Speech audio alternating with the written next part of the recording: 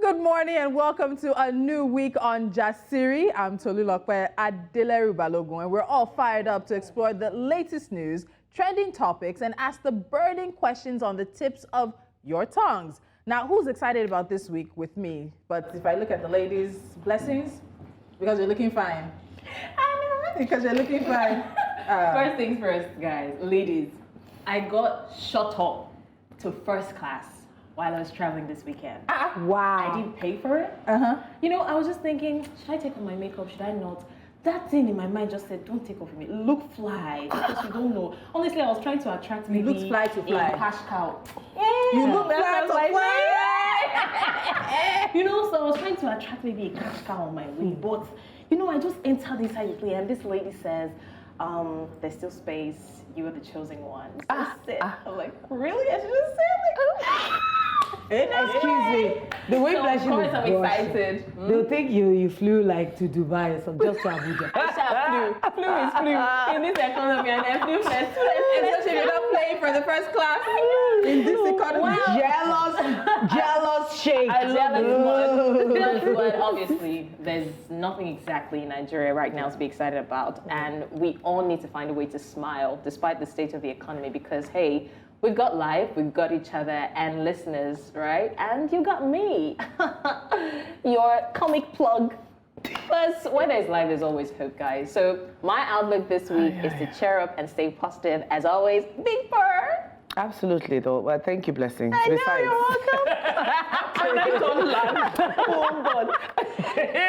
welcome. Besides, honestly, it's during tough times that you know how strong, how resilient you are, and how to navigate situations. Because truthfully, outside is not smiling. Outside what is say hot. you? I did tell you. I feel like I feel the heat even inside here. Lola, what do you say? Honestly, I don't even know what you guys are saying because Nigeria is just not smiling on anyone. Everybody is in pain. People are hungry. In fact, this week I saw some children, you know, against my window. They're not even begging for money anymore. They're begging you for food. And I could see the pain in their eyes. And do you know that if it's not that I'm on this show, I would have been at customs. Because they were selling rice for 10K, 25 kg bag. I even heard that a lady died in the stampede. Did you see people climbing over the walls? Yeah, no. It's something that our leadership should cringe about. They should feel the pain of the people. More people It's not about anything. They just want to buy the rice. But I think there are two, we need to address the fact that there are two issues here. One, we have rice that has been confiscated, has then been certified because customs says they're only going to sell rice that is good to eat. And they're selling it at a cheap price, 10,000 naira per 25 kg with your NIN. No problem. But you also know that Nigerians are typically disorderly people. I'm not blaming, I think maybe it could have been organized a little bit better, but I don't put all the blame for this crowd and what happened solely on customs. I think us as Nigerians, we also need to look inward. We need to be introspective. No, but you won't blame them. People are hungry. People are hungry. No, I'm not saying don't be hungry. I'm not saying let us not go and get it. But we also need to understand, anytime we have situations like this, why must it always end the way it does? No, that's not always government. You know that's not always government. No matter what we always government. do you know that? Okay, so let's not sell the rice then. No, I'm not blaming the government. I'm not blaming anybody. But you know that when it comes to these kinds of things, sometimes to put order, it takes a lot of... I agree that Maybe get the military to put people in order, but where hungry stomachs are. Exactly. Forget. I get that Nigerians can be And you know Nigerians, you'll be shocked that this thing that we're watching, people will start going through the back door, you see, paying money, and they'll be shunting. For me, for customs, if they had divided the rice into smaller packs, that is, you know, you just hand on the part of customs, that's what I'm saying. Be more organized. Arrange your rice. If the rice is the size of this tap, okay, fine. We arrange it and put it in 50, 100 packs and know that we are just handing out as if we are handing out pellets. pellets. Okay, on the side of Nigerians who are hungry, they're not a thing, they're not a sea road. You cannot start telling them to stand in Even line. we're not hungry, Catherine. No, we do not yeah, behave. it happens. This It happens, one- Tolu. It does happen, right? But Even the thing when we're is, hungry. you're telling people who just at the thought of the fact that there will be no fuel by tomorrow, people are already panic buying. You're telling those people to be organized to get, because you don't even know if this rice is enough. You don't know the quantity that Everybody we wants to have. get in before he finishes. Because Nigeria is a strange country. Before you know it, somebody that paid 15,000 will be given, they'll be pushed forward. And you that paid 10,000 that is struggling, Mama Basira, will be at the back. And you tell that woman to be orderly. I've done a lot of street events. And I know that sometimes to create order can be a tall order. Did you see that? Oh my God! Oh, you guys are fire today. On this particular issue, we will likely not agree. But No, it's we not will the not. only thing that Tolu is got us being talking. nice. Say we will likely, we'll not agree. don't We will not agree. agree. She never knew what she did is bragging. I love the fringe. When they bring rice to the office, let me see. Please, can you let me might not be fighting to buy I'm marrying to lose hair. We are buying rice. It's fine. We're jealous, but we're buying rice. So let's come back to the talk on the table, because another thing happened this weekend. It was news that broke yesterday that President Bola Tinubu has created an economic advisory council or committee comprising the federal government, subnationals, and private sectors. And that also included a few other people. So there are 16 key stakeholders in the country who were at the Aso Villa on Sunday. And some of these stakeholders include Aliko Dangote, Femi Otedola, Tony Elumelu, the owner of Innocent, Chukuma, Innocent Motors. My apologies, sir. Amina Mena, and a host of others as well. So now we have this council, we have this committee that wants to help Nigerians out of the doldrums. Honestly, Tolu, we need to have breaks on this show where we can play music. This is a classic time that we need to play Two Faces.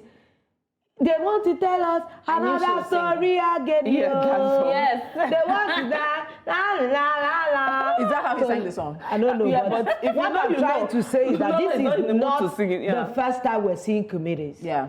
They will go there, they will pay them for sitting, they will pay them for hotel accommodation, they will pay them for this and that.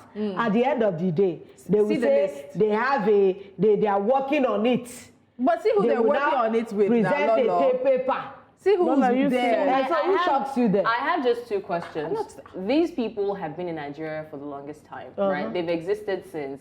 We're just knowing that we need advisory councils. The president said something which is very funny, that the people of Nigeria are the only people that we need to pay attention to. So now it has gotten to the brink of it, so we need advisory council. We did not need them before it got this bad. And what is the guarantee that we will listen to them? Because I want to believe that the advisory council is being set up so that people would, come up with their different expertise, especially when it comes to finance. So what is the guarantee that we're going to listen to them? But Tolu always says it. We have a good initiative. They'll put it out first. Then they'll now start thinking. Yes. Because they need to douse the tension. A lot of times, governments, not just in Nigeria, but around the world, they need to be shown to be working. So they want to douse tensions because NLC strike is supposed to be tomorrow. Yeah, and even though we'll talk about that in just a bit. But tensions are high. People are hungry. We've seen the stampede. There are pockets of crisis everywhere. I'm happy they have the flour mills guy on there. yeah. Bread is... It's breading. Hey, it's bread. Guys, there's also an update bread of on life. I didn't mean to laugh, although I laugh easily, but really, seriously, there's an update on the NLC strike. If you remember, on the 16th of February, they announced a 2-day strike that will begin tomorrow, the 27th of February, to the 28th of February to protest over the failure of the federal government to implement the agreement reached on the 2nd of October last year following the removal of fuel subsidy. Well, 65 CSOs have pulled out of the planned strike, but NLC says they are still going on strike, as they also announced that cement is still sold at 11,000 naira. They wrote a long epistle to say that this is exactly what we want to do. Why would 65 CSOs withdraw? Is it that they sat down and looked at it would not favor them, or they might have been, I won't say coerced, but they might have been talked to?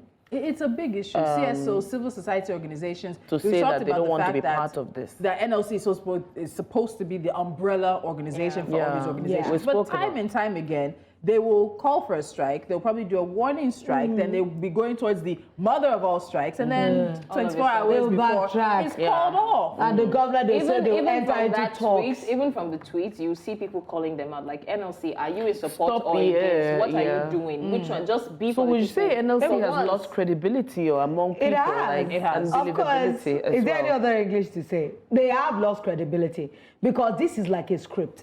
It never plays out different. If it does, I'll be excited to see it. And I'll be But it shocked. never does. Tolu, they're going to go into this strike. They're going to make people's life uncomfortable for a few days. Look at what we're If going the through in strike happens. Lagos. If the Last strike week, happens. Friday, you were in traffic for hours. Yeah. Look at, I was mortified. As dangerous as it was, people were still on that tanker place, scooping Oil. the It wasn't fuel. It was some It kind was of oil. Engine oil. Engine oil. Yes. They were still scooping it. You will know that, honestly, Oti Baje. If there was something more than Oti Oti Baje, Baje. it needs to be there. It needs to really And be then there. my sister would call me from London and say, Lolo, I'm so sorry. I'll be like, ọ̀rọ̀ wa ti kan my condolences bye. And we were even worried about gifting I had them. condolences. I knew that I mean, it can't be good. If I We're now worried about gifting them. Did I not tell you on Friday? That's not my concern. It's not my concern. Please, how much is But the it's- dollar now? Is there even dollar? I'm even scared of Let's even say, is there dollar? Because I'm hearing things like they're not going to allow you to be they're Mopping it hunting up. down bureau de change people. They are catching them and they're saying that you can't even get dollar. They're just going to transfer to your the account. naira equivalent The to your naira account, or the- equivalent to your account, you know.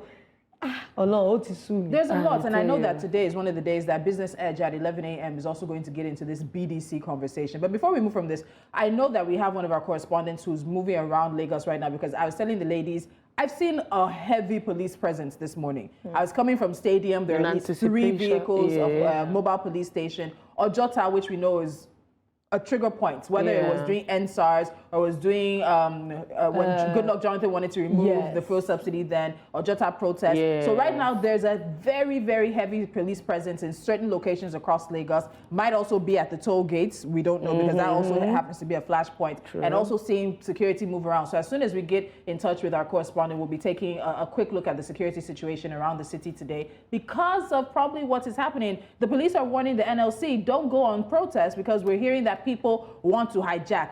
This part annoys me.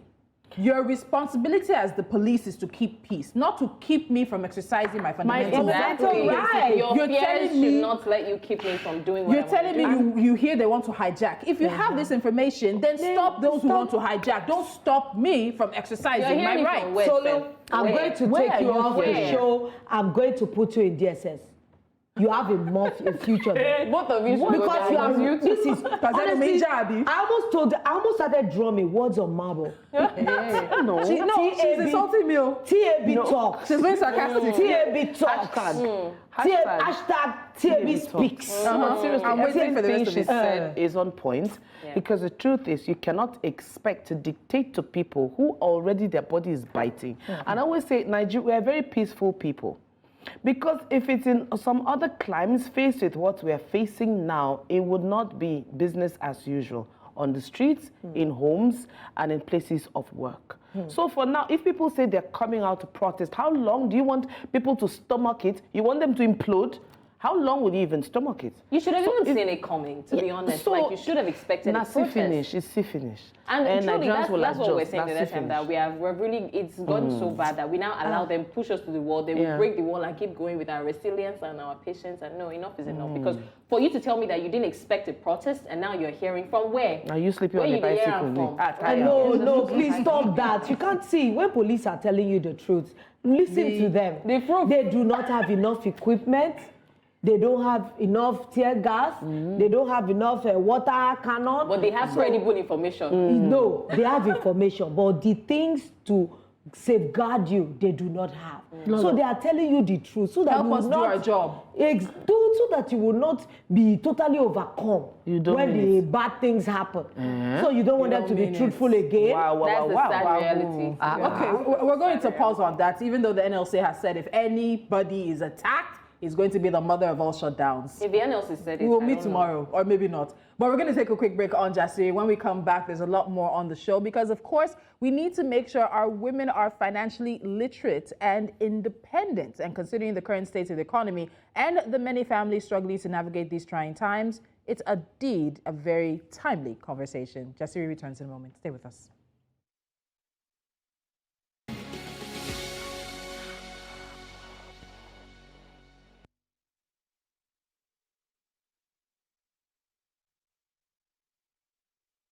Thanks for staying with us on Jasiri. Now, remember, we're live on our social media platforms. So if you're on the move, you're in transit, you can watch on DSTV 422 or StarTimes 274, or even on YouTube. You can still be a part of the conversation on X, on Facebook, and on Instagram, and drop comments on YouTube as well. Make sure to use the hashtag Jasiri. Kat, what is the problem? What is it with your earrings? Anyways, watch Jasiri and make sure you let us know that you're following. Over to you, Melodia. Well, the village people are after me today, but it's okay. We keep it moving. If hunger cannot stop us in this country, nothing else will. But like Tolu said just before the break this morning on Jasiri, exploring a topical issue that affects a lot of women in Nigeria. And that includes being financially independent and literate. So in adjusting to the present rising cost in the country, this becomes a much needed conversation to be had. So on the journey to financial freedom, our guest is none other than Sola Adesakin, a renowned financial expert, Forbes Coaching Council member, author, founder of Smart Stewards. Sola, we welcome you to Jasiri. Thank you. Blessed are you among women. Thank you for having me. I love the glasses. Yeah. How are you? I'm fine. No, really, I'm like how are you? With the present Situation. The truth is about to come out. A lot of things have been happening. Like, I'm not one to complain. I teach financial literacy. I am a positive person. I believe in abundance mindset. But when you look at people around you, literally everybody's complaining about what is happening. So I think in the last 2 days, I've just been a bit, I don't know how to explain it. Just off. Yes, just generally, you know, unhappy on behalf of a lot of people. But I am in a good place, personally, to be honest. Anyway, you know, Thank you for telling us that. I like to talk. I appreciate the fact that women are becoming like forefront runners when it comes to financial literacy and the teaching of it. You know, a lot of times I would say that in the beginning, women know how to have money. A lot of women have money. If women have done business over the years, a lot of them all through their lives. But what is the difference? Because our mothers have been handling money all their lives. But what would you say makes someone financially literate? I think awareness. My mother, for example, was, if she was the queen of hustling. She was a secretary, she was a caterer, she was a trader. She would leave her office on a Friday evening, go to London, buy stuff, bring them Monday morning, sell. And she's 74 this year. Wow. She should be a billionaire by all means. You know, but I think these days we are a lot more fortunate because there's an increased awareness. In their time, they didn't have all of this. But look at us on a Monday morning talking about financial literacy. So I think that awareness, that, you know, enhanced knowledge is what we need to channel properly. So we hear about you need to become financially independent. How? So the knowledge is available, but how? We must take practical steps. Number two, I think as women, we must take responsibility. It's as if we are not doing it. We are doing these things. The information is there, but you just get a bit overwhelmed because of many things. For those who are married, if some women think that their husbands should take financial responsibility. For those who are not married, generally we pass on the buck to the government. And this is one thing I tell people, see, we are in an age where there are a lot of things outside of our control. The government is not able to save anybody right now. So as women, so as women, get the knowledge, take responsibility, leverage your skills and talents and creativity at this age, right? And at this time and in this economic climate, then commit to an unending journey of learning, of doing, rinsing, and repeating. I know I've said a lot, but what I'm saying is awareness, number one. See, I need to be financially independent because nobody's coming to save me. Number two, commit to knowledge and information. Number three, take responsibility. Don't blame anybody. You know, there's that temptation to blame everybody. Don't blame everybody. So just be your little government in your own way. Your personal economy is your responsibility. Yeah. You can't totally ignore because whatever is happening at the national and global levels would affect you. But I tell people 3 economies, personal, local, and global. Focus more on your personal economy. And your economy is about what you make and how you spend what you make. Simple. How can I increase my income? I'm not a finance coach that will tell people not to spend money. We will spend. We spend. The baby girl life. Spending money is a way of paying our dues for living and for being alive. I love it. You see, so we must spend money. But I tell people the focus should be more on making more money. So that you can then spend smartly. So I'm not saying spend anyhow, but I'm saying make more money and give yourself the room to flex, to spend money on the things that matter. So we get that it's important for ladies to be financially literate and independent, right? But I don't think that is still enough because some days ago we were here talking about how a woman's husband spent 30 million naira on his sick mother of their money. Probably she made the money. So it's one thing to be financially independent as a woman, but as a married woman, sometimes out of love, you want to have a joint account with your husband. I don't know who sent you that, but you want to, you know? And then you now find out that besides your personal economy, there are also circumstances that are coming to, you know. So how do you balance that up as a married woman, right? You are making money, you're spending wisely, but at the same time, there's an extra force that is, you know, running money with you. How do you manage that? There's no one size fits all because our marital experiences are different. True. And I'll speak for myself and I hope it helps people. I mean, from the very get-go, we agreed that, hey, do your thing, do my thing.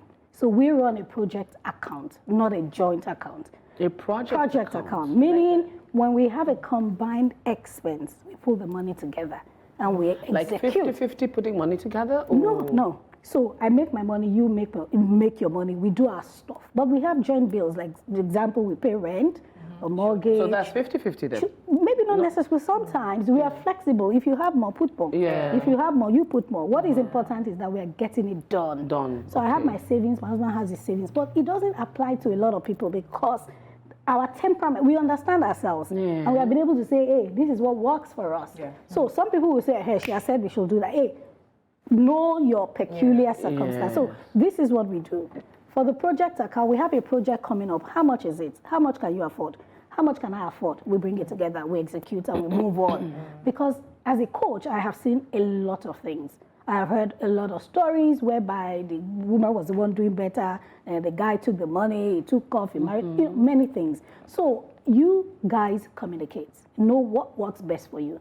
If it's a joint, I know couples who do joint accounts and they're doing well. They're happy. Get your money, we pull it together and then we spend from it.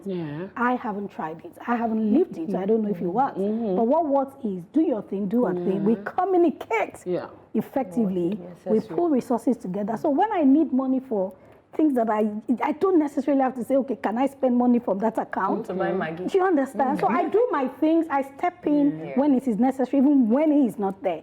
And it just works. So communicate, know yourselves, understand your temperament, your money temperament, and then do what works for you, I think. I think we have to also acknowledge so many women from a previous generation don't want their daughters to make the same mistakes they made. Joint accounts, getting your paycheck or whatever money and putting it all in your husband's hand to dish out or to dole out. So in terms of lessons from our mothers that we need to put into place now, whether the lesson is a good one or a bad one, but we're learning it now. What do you think those are? Because if you have a lot of conversations, on the side, some women will call their daughters, don't let him know you have this land. Don't let him know Kinika. We've heard the stories of the women who own the homes, but the husbands are paying rent for years. So those lessons come from somewhere. Today's today. So again, one thing I have realized over the years is that experiences differ from one person to another. But unfortunately, we have a lot more experiences of people who would say, oh, their husbands did this, the woman was the one running the family. When the husband now had money, he now went to marry another wife, he now took the money away. But I think, again, culture comes to play. In the Western world, you hardly, I mean, guys, they're doing their stuff, but, you know, so culture is a major part of a predominant way of thinking in Africa. Is culture an impediment to women's financial literacy and independence? To an extent. How, like, what percentage extent? So I can't say, 80, because 70 again, look at what you said. How many of us, more often than not, you know, many women in this age, their mothers will say, this is my experience, so don't grieve for your husband, don't let him know. I mean, that's culture being passed on, you know, from one generation to another. Now, the question is, are we going to pass on that culture to our own children? I don't think so, because these days, there's a lot more knowledge. There's a lot more technological advancement and leverage. These days, you can tell women, make your own thing, put the money in savings, and everybody is, you can make your own money, monetize your talent. So women, I think, are becoming more aware. Okay, this what you just said made me remember the easiest form of investing for women. And it's a lot, mostly it's women who do that, ajo. Yes. What we commonly know as ajo. Right. That is, as far as investing for a lot of women, that's what they know, because it's safe. They see their money every month, somebody collects until it's their turn. Now, what other options, because women are afraid to invest more than what they see, which is their job. How do we bridge the gap? How do we make women open their minds and know where they can invest money in? Okay, so outside a job. Right, the literacy is there. If you go online now, what can I invest my money in? You see, no, I'm coming. I'm going to say. You're overwhelmed by Google. I'm not saying that this is an age where knowledge is readily available. Number one. Number two, plug yourself in circles where this knowledge can then be sort of on access. You know, not just access, but disseminated. Exactly. So it makes it easier. What are the things women can do? There are about 4 asset classes I would suggest, especially in this economic climate. Number one, cash and cash equivalents. Low risk, simple, money market mutual funds. You put your money there, you have extra money, put it there, and it keeps growing, depending on where you are starting from. I tell people this age, with 5,000, you can start to invest. Okay, so this day that you say put it in, that's what people want. So that's what I'm saying. Even my Number one, money market mutual fund.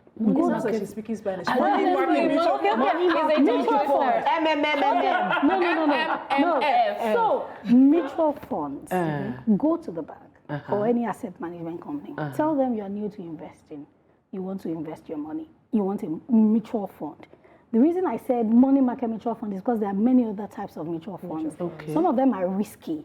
Some of them are tied to the stock market. Yeah. If the stock market is not doing well, you will not do well. But money market is simple. If you put 5,000 naira today, tomorrow you know it is 5,010 naira, not 4,999.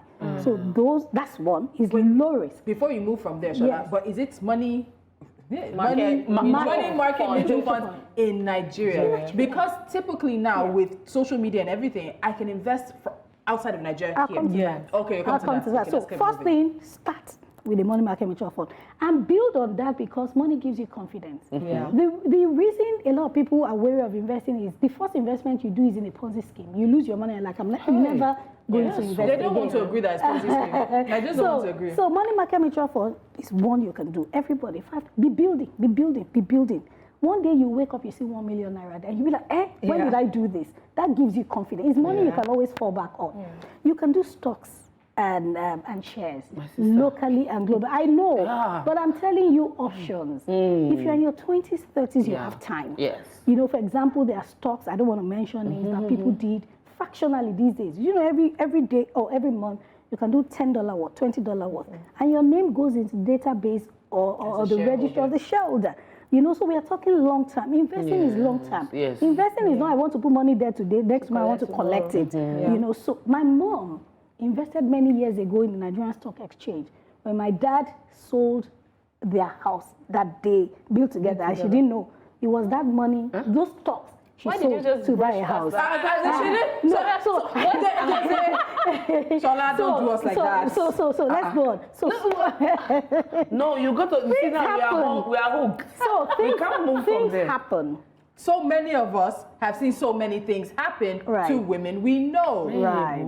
I know. Okay. So that's why women need to have their own thing. But we're talking about investment. So stocks, local and global stocks. Yeah. But get education. Yeah. Don't buy because they say one stock is the one raining, let's go and buy. It's when you buy the thing without fall. You now say they didn't tell How me. do market women get this education? You see, you say get education. The market woman, we don't get time to sit down. In Yoruba, what are they saying here? Imagine in Europe, they say this thing they're saying, they say I should come and invest here. How do they, if they're not privy, if they cannot get this education and enlightenment, how are they now advised to invest? Because those people, they have money. They People have that money. ground those They have tomatoes money. and All those market women, women in Lagos. It's interesting that these days there are a lot of initiatives to help market women. Okay. I have a lady who teaches Yoruba to those who don't understand Yoruba. She has done videos. We are working with them to do videos on financial literacy. A couple of fintechs now go to market spaces to sort of do groups and cooperatives for them. So we are coming, wait for us. Financial literacy will go into the trenches, Okay. you know, so, but people must learn, Yes. you know, financial literacy. You know, sometimes I'm wondering that, is it that the government just want to keep people from understanding some basic things? Because when you see some policy drops and you are wondering that, hey, what is really happening? But now we're seeing like a paradigm shift. Because when we look at small scale businesses, majority of them now are run by women. Yeah. I like that. And now we're beginning to even see that our women are beginning to take the top echelon when we're talking about women in financial- finance. yes, yeah. You know, Financial and now services we have two bans affecting the food and beverage industry, things like styrofoam ban, single-use plastic. You know, we're living in uncertain times at this particular moment. And you can wake up tomorrow and a policy has changed again, especially in a country like Nigeria. So, and I know that business, like you always teach us, is risks. And it depends on how grown you are in investing, determines the kind of risk you are willing to take. So in these uncertain things, imagine somebody that just invested, brought in a 5 container load of styrofoam, and a ban was just put on it. How do we navigate these kinds of uncertain policies? In life, unfortunately, there are more things outside of our control than the things in our control. Sometimes you're just driving from your house to work and then somebody hits your car. You have to pay about 100,000 to fix it. That is life.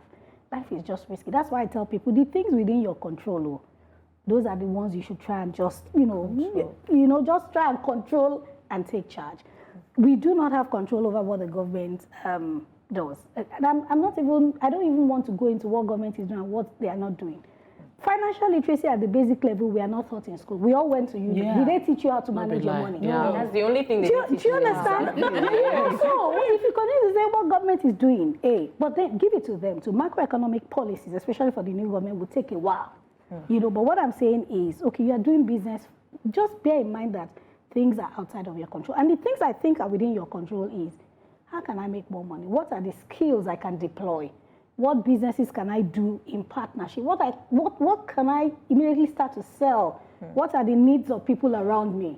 What you have control over in spending, your children will eat. You have to pay rent. Those things are sacrosanct. So focus on them. But in terms of what the government will do and what they will not do, if I tell you I have an answer, I don't have an answer. So the little things, okay, I know our bills on a monthly basis is 300,000. That means I must make at least 400,000. How do I make 400,000? What are the skills I have? What is the extra business I can do? How can I monetize my skills? And all of those things. So those are the things. Very quickly, I want us to come back to the cultural barriers that we mentioned earlier, in addition to gender bias and how that affects women's financial freedom.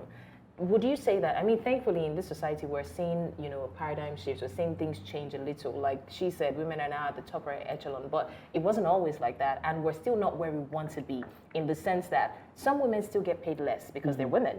Men still get paid more because they're men. There's still that whole not hiring married women or pregnant women and things like that. So if we look at this, from a vantage point, do you think that this has a drastic effect on women's financial freedom? I think more women, I think this is the age of the women.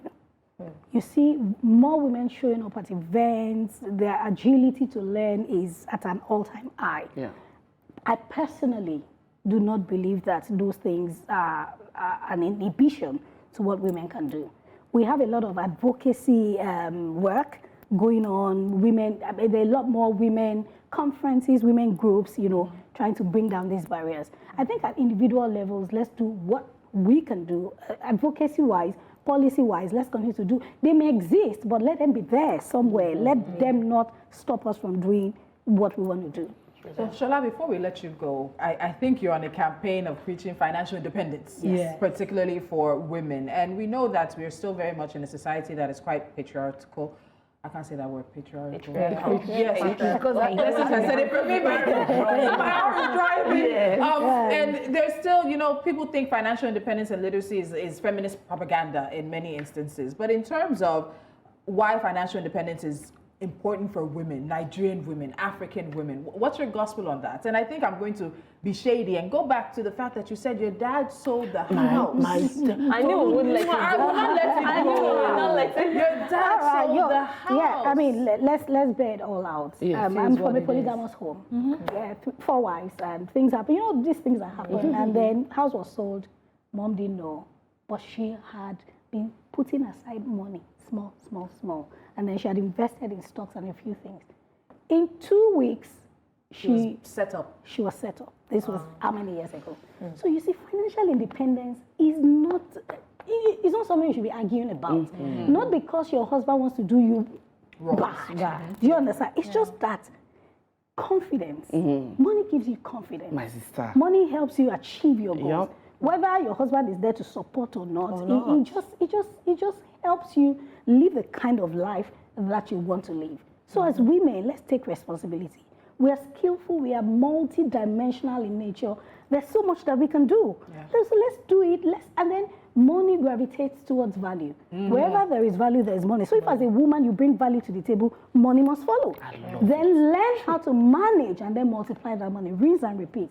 You'd live an amazing... money doesn't solve everything. But hey, sisters, money has done a lot for us. Somebody said money can't buy happiness. Anybody that says money can't buy happiness must not have had enough money to buy it. It's clear that financial literacy is the key to unlocking a world of opportunities. I've learned so much just speaking to Sola. So empower yourself and take responsibility for your future. Rinse and repeat. Thank you, Sola, for sharing those insights with us today. When we come back from the break, you know what time it is? It is Hot Topics. Rinse and repeat, guys. Sola Adesakin, financial expert, Forbes Coaching Council member, author, founder of Smart Stewards. Thank you for coming. Thank you so much. Thank you. All right, break now. Money gravitates to value. Money gravitates. Thank you so much, ladies.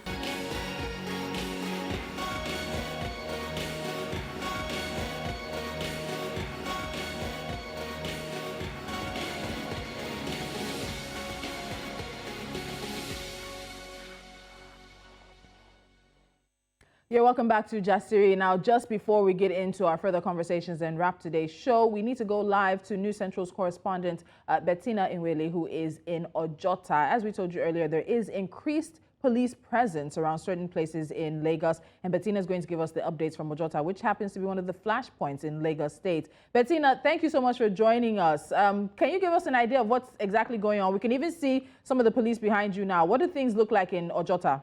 Exactly. Well, thank you for having me, Tolu. I have been here for the last 30 minutes and I have tried speaking to the security agencies on ground, but they've been very resistant. It almost seems as if they are fighting with the world or with the country in general. They refuse to speak, but from the whispers I've heard around, they are here to be here up and until the protest is over tomorrow and next, the protest that is being planned by the NLC. Now, I think the idea of this is to make sure that there is peace and order. If you remember, during the time of NSAS, it was a disaster. There were people who lost their lives, there were people who got injured in the whole mess of the protest. And irrespective of the fact that they called it a peaceful protest, we have seen where, hoodlums of some sort just come and turn the agenda upside down. So that is why we have security presence here. And I also assume that the security presence is not just here, but on all other spots where protests are used to happening in Lagos State, to make sure that people are aware that there's security on ground and there's no room for hanky-panky. Cool. So is it possible, can we get a better view, if you can pan and see what the general area looks like as well, and talk us through the numbers? What are we seeing in terms of the numbers? I can see about 6 to 7 police vehicles. There's one armor truck here as well. And then you can see a lot of police officers, some sitting in the vehicles just resting, while others are patrolling left and right. From time to time, you will see them in their 2s and 3s, cross over to the other side, probably to do inspections, and then they come back to their base. And then after a while, you see another set doing the same thing.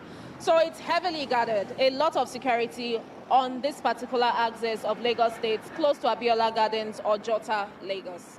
All right, so no, as you said, you tried to talk with a security official there to get more details, but they seem to be reluctant. Bettina, you said it seems they're fighting the world right now, as you said. But just very quickly, anything else, because we know this protest is meant to take place. Do we call it a protest? It's meant to take place tomorrow by the NLC, but we're hearing today that some 65 CSOs have pulled out. As we know right now, the NLC is still saying it's going to happen, and so they intend to be there till after everything clears. Is that correct? Yes, very correct. All right, Bettina, thank you so much. We just needed to touch base and let people know what was happening. Do stay safe. We never know when things might pop off in Lagos, unfortunately, but thank you so much for your time. Thank you, Betty. My own question is, where were all the security officials during the elections? Because we keep hearing that we don't have enough. But I'm saying... Did you see when they panned and... No, I actually think that, are we preparing for war? Exactly. Because sometimes this sends a negative...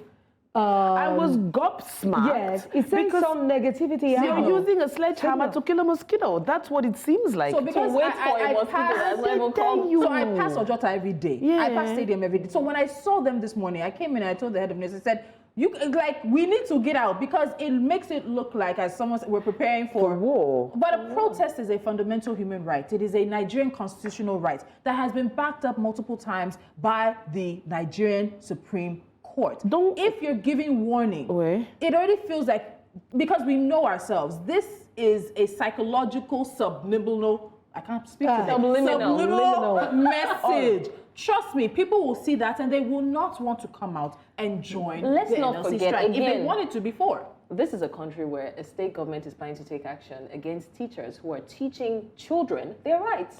So what do you expect from... I mean, at this point, protest is no longer a fundamental human right. But at the end of the day, you're just wondering that, do this government really love the people? Because even if chaos is to break out, honestly, is it that you are poised to harm your own people? Because when I see the heavy artillery out there, you'd be like, is it that we're preparing for war? Is this not your civilian citizens? It's not like, oh, it's a military incursion or something. It's almost as if they said, let's just go in there beforehand and threaten them. Just let them see our presence there, and it will halt us or make us stutter a bit or stammer a bit or do a take two. Is NSARS far from your mind? No. Bettina mentioned it. We mentioned it. Even last week, we mentioned it in terms of the protest for the food, situation. NSARS is not far from anybody's mind. It's not far from the minds of young Nigerians who felt like their opportunity to voice their frustrations and their anger was tamped down and people lost their lives. To date, are we actually sure how many people died? No. Do all the families have closure? They just want to protest. What's up with 10 vehicles, armored tanks, and whatever? And when something eventually happens, they'll be like, oh, they didn't mean for it to happen. That's what I'm saying. Come on. Blessings, that is exactly what I'm saying. If they're preparing like this for their civilian citizens, do you think this makes me feel safe? Of course not. I have had situations where I actually moved towards a military person thinking that they would protect me. I was heavily pregnant. And the guy was like, if you see his eyes, bloodshot, threatened me with a gun and said he would even shoot me and throw me in the gutter and nobody would know it. So you think someone like me will see these kinds of things and I will think, and the first thing that comes to my head is protection. It's safety. Of course not. This does not speak protection. It speaks fear. Yes. It's It will make everybody cower. And everybody will just withdraw into their quiet spaces and like, I don't want trouble. I will continue to take it until there's an implosion. It's a way of bullying. I'm sorry, but it is what it is. It's almost as if you send the police out to bully people, not to come out. How dare you do that? It's so Protesting is a fundamental human right. Allow the people protest first. Why are you expecting the worst from a protest? They're not even, that's the thing, they're actually instigating the worst, because protest now feels like a war between the protesters and the security agencies, not even voicing out, your thoughts to the government. Why do you think people will go to protest and be preparing for tear gas, preparing for stray bullets? But do you know we're in this same country where people have gone to protest and they've had police protection? We're in this. Are we telling the truth and shaming the devil? We're in this same country where people have protested and had police protection. When it is when it is in favor of those who control things. But once it becomes, and this protest is actually not necessarily against the government. NLC says they're protesting the times right now. They are protesting the fact that government seems to not be doing enough. But it's not a protest that's saying we need a change of government. It's a protest calling attention of the government to what's happening. That's it, calling attention. Now they've set up what they call a tripartite. The first person I heard say that was two Baba. Because it's not me. Tripartite committee for this. Now, is this being done to placate Nigerians? Because I always say, when something happens, look at the bigger picture. There's always a picture behind that. Of course it's done to placate us. But how long is it going to take? When is the placation going to be seen? We're talking about people who went to go and get 10 kg of 25 kg of rice and lost their lives. That's the country we're in. Honestly, are there not supposed to be security agencies, even at that point, guarding and guiding the people? So that's the word you said, guiding. Let's talk before we wrap things up, because we're about to wrap up. When we look at our agencies, be them corrective or security or whatever, they don't guide. They're always there to drop the hammer. We can talk about last month. Last month should warn you not to go one way. Or not, or at least allow the sign to be shown. They will sit down waiting for you. They will let you will go one way and they will follow you into one way. They will climb. They will jump. They will climb it. Come on. Unashamedly. And make sure that you fall into their trap. And I just keep wondering. One day I was even passing and I was asking for directions, and they actually misguided me. Yes, I kid you not, it has happened to me before. And they now still try to arrest I was asking, because I wasn't sure. And when they even found out, and I jokingly said, I don't want to go one way, please, which way? And he smiled and said, go this way. And that way was the one way. And immediately I entered. He didn't apprehend. It was the other, like he had already signaled. It's a plan work. Like, oh yeah, now wait till you go pay. I'm like, I don't understand. Your guy told me it's not. He was just there smiling. So are those the people that you want Nigerians to run to from almost every agency that has the power on the streets? When I say witchcraft is not only by flying at night. Witchcraft is the things you do in broad daylight against one another. But before we all wrap up, I want to just drop this before I drop the man. Police is your friend. Police is Guinea. Your friend. Hey, yeah. Is that not the slogan in almost every police station? No, man, that is a slogan that is expired. It has expired. Police is not your friend. We need to come up with a new slogan for that. Beware of police. Police can be your friend. Beware of police. We should turn it to a question. Police is your friend? Police your friend? Remember those houses, your neighbor's house, where they say, beware of dog. That's so, beware of police. Talking about dogs, right? We're in a country where they'll tell you, come in, they won't bite you. Then once you enter, I need to say two things. So this police is your friend. I think it was the Lagos State Police PRO who wanted to join the Of Course Challenge. And on Twitter about a week ago, he now did, of course, if you want to laugh, Nigerians have replied him. Of course, police has done this. So police is your friend is a question. Right now, it is a theory on the table that we need to approve. We are releasing your friend. Shouldn't have done that. Of course. The second thing is if you're out in Lagos and you see heavy police presence anywhere, if you're safe, just take a picture and tag us on the location. Yeah. Right now, we can confirm heightened police presence at Stadium in Surulere. Right now in Ojota as well in the Ikeja area. Likely at toll gates in Lekki as well. Just if you're safe. If you are safe, just take a picture and tag us and let us know the location of what you normally would not see police and now you're seeing increased police presence. This is, of course, leading up to the NLC protest that's meant to take place tomorrow. But in politics, they say 24 hours is a very long time. And something can change between now and tomorrow morning. Remember the series 24? We're going to wrap things up like that, even though we did have some hot topics for you. It is a hot topic, the fact that there's so many police waiting at Ojota. They say to keep the peace. But is that what Nigerians believe? We don't know. Thank you so much to Sola Adesakin for spicing things up on the show. Financial literacy is a big one, and we hope that you were able to take away a few things. And we're on socials at News Central TV, #Jasiri to join the conversation. We'll see you 10 a.m. You speak so fast.